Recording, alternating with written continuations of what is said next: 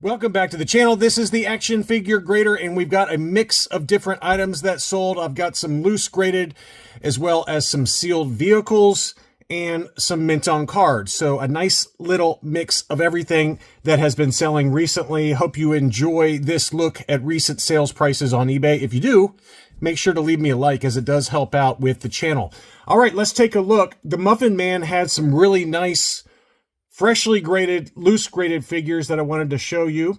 The first one is the famous Palatoy No COO brown-haired Luke. This is kind of a well-known variant and maybe a little easier to find than some. I feel like I see this one more often than Hong Kong's in an 85 grade, but it's still a really nice figure. It's a very unique hair color. It's kind of a light brownish, olive brown type of color.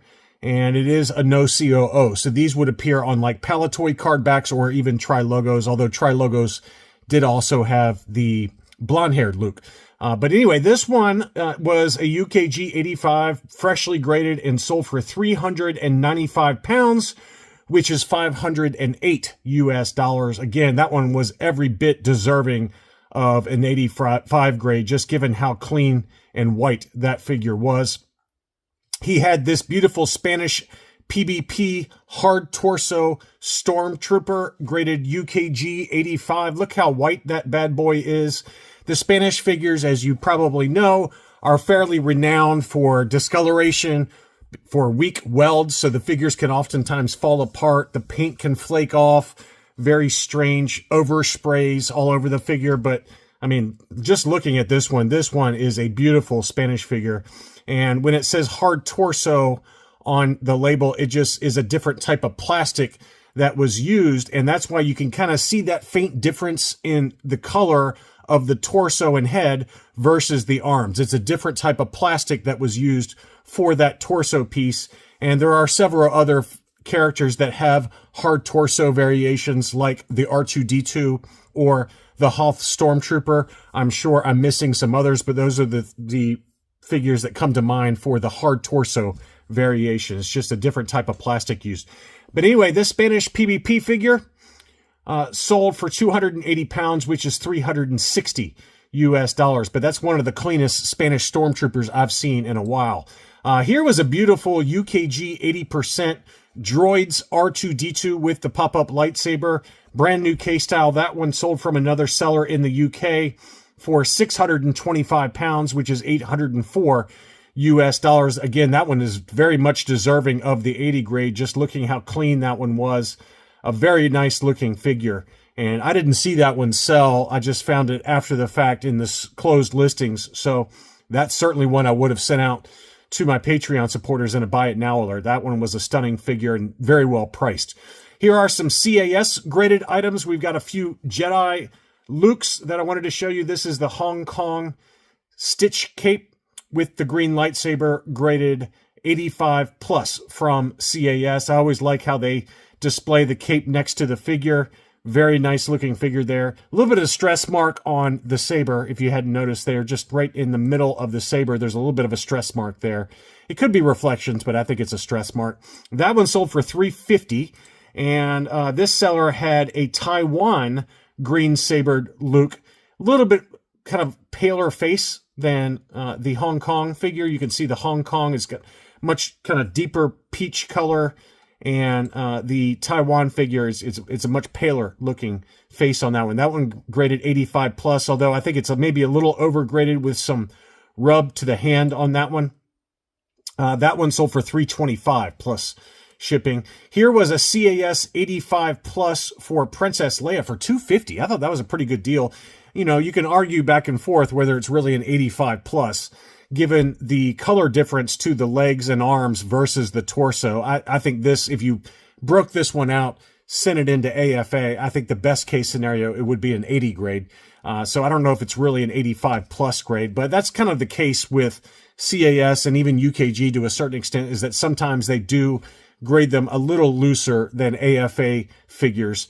And that one, I think, applies in this situation. It's just very clearly got a different color to the legs and arms versus the torso. This was the Hong Kong COO. That one sold for $250, though. I mean, $250 is a very fair price No, even if it's an 80 grade. I mean, I think that's a very fair price for what that one is. Here was a beautiful Lily Letty removable hood Jawa, and this one had the statement of archival encased with the figure, and that one was graded CAS 75. Very nice display piece, makes a nice centerpiece to have it all together like that in a little bit bigger of a case. And, you know, some people don't have the space for something like this, but, you know, I would argue that if you are a Lily Letty collector, this one would make a really nice centerpiece. And that one sold for $1,900, which I would argue is probably a little high.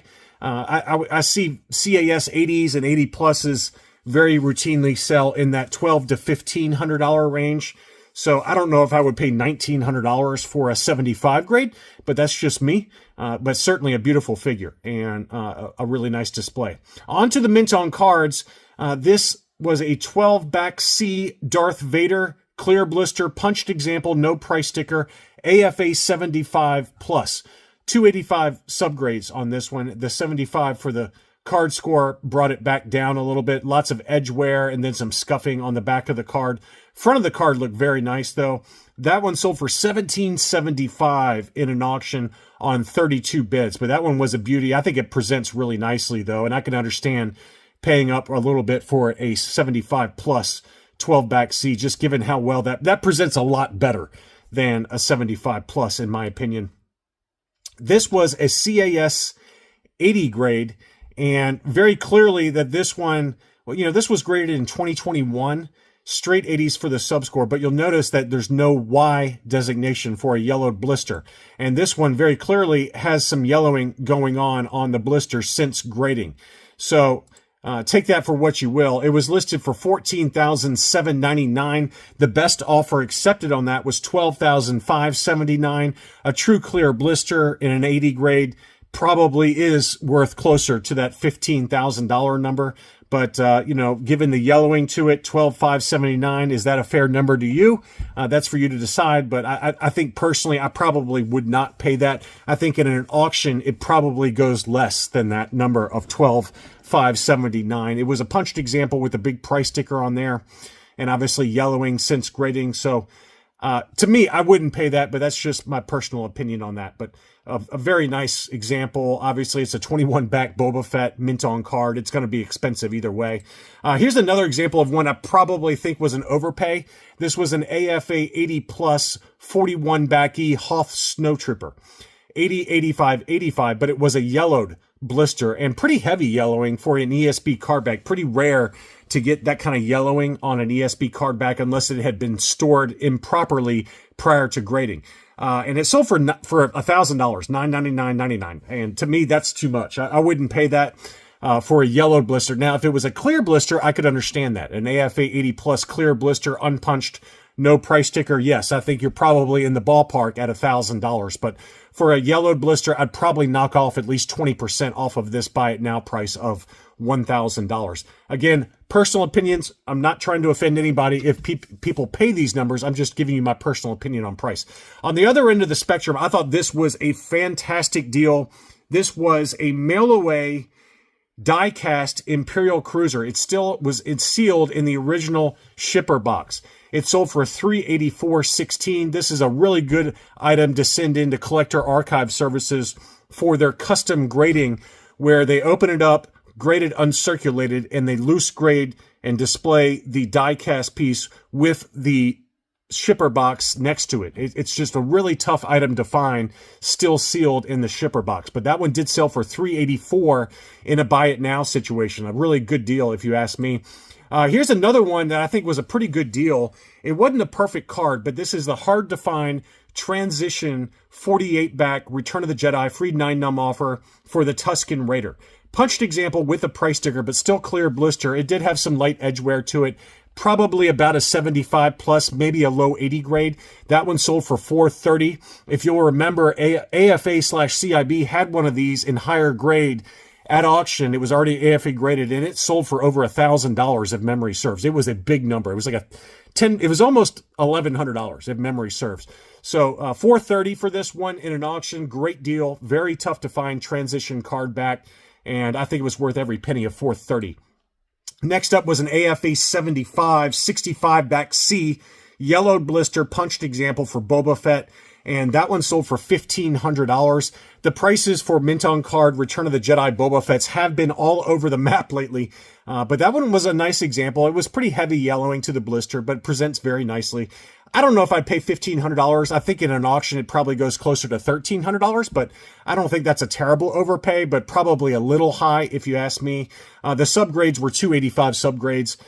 It just had the 75 card score.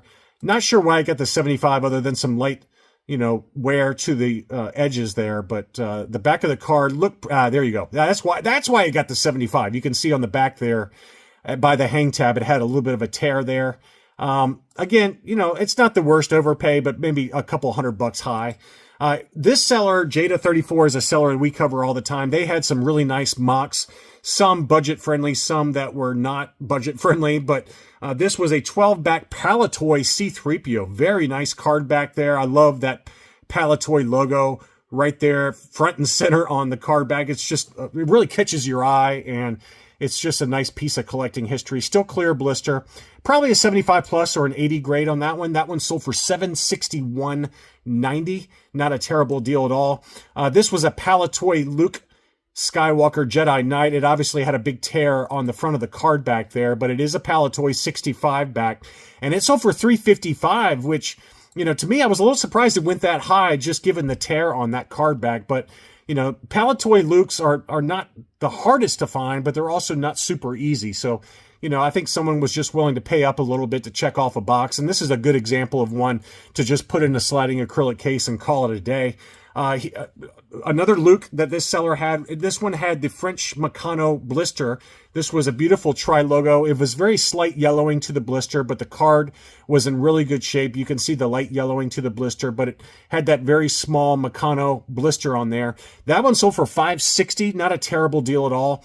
Those Meccano blisters, as we've talked about in past videos, they tend to yellow. I don't know why that is, but this one it's very faint, but you can definitely see that it started to yellow just a little bit. But card back was overall in really good shape, just some light edge wear and very faint creases to it. 75 plus or maybe a low 80 on that one. They also had a Princess Leia Bouche. This one was on a 77 back A, unpunched, faint creasing by the hang tab, obviously yellowed blister. That one sold for $213.50. That's about right. I would have guessed I would have guessed honestly like $225 to $250, somewhere in that ballpark there. But I think the very faint creases probably held it back just a little bit. It had a faint crease to the right of the Kenner logo at the bottom corner, and then it had another faint crease over by the hang tab. $213.50 is probably about right. On to some sealed vehicles. We had an AFA-80 ESB AT-AT, and I didn't think this one would sell, but Wheeljack's Lab is a pretty famous seller on eBay. I've never bought from this seller. I always feel like their prices are maybe just a smidge high when they don't have auctions, but this was an AFA-80 ESB all-terrain armored transport, factory sealed, and that one did sell according to eBay for $7,683 plus $460 shipping. At least that's what it would have been for me. That is a huge number. So I don't know if that's a legit sale or not. I'm assuming it is. The seller has 151,000 transactions, so I don't think they're playing any games here. But that one is a massive number for the ESB AT-AT. And would it sell for this price on like Golden or Heritage auctions?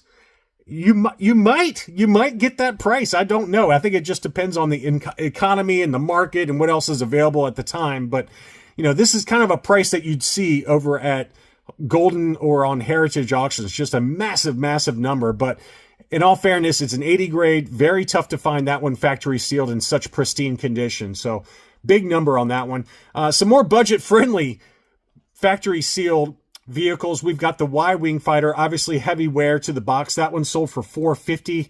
The same seller also had a similar condition Scout Walker, also factory sealed. That one sold for $350.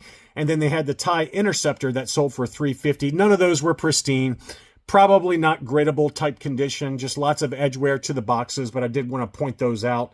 And then we'll finish off with a few other mint on cards. This was a clear blister 65 back for the R2-D2 sensor scope, unpunched, no price sticker, very clean example, probably about an 80 grade. It was listed for $475.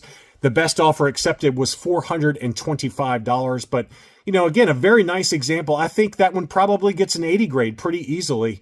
Clear blister, beautiful example. And then we're going to finish off with two Ewoks, and I wanted to show these. This one is a CAS 85 Plus low grade. This was a made in Mexico character for the Ewoks card backs. The Wicket and the low gray are the two off the top of my head that were made in Mexico. This was a pretty pristine example, unpunched, no price sticker. That one sold for $700. And then the King Gornish was graded AFA yellowed 80, again unpunched, no price sticker. That one sold in a buy it now for $275.83 plus shipping. So I hope that these data points will help you while you're out there hunting for your own collection. Thank you as always for watching, and I'll be back very soon.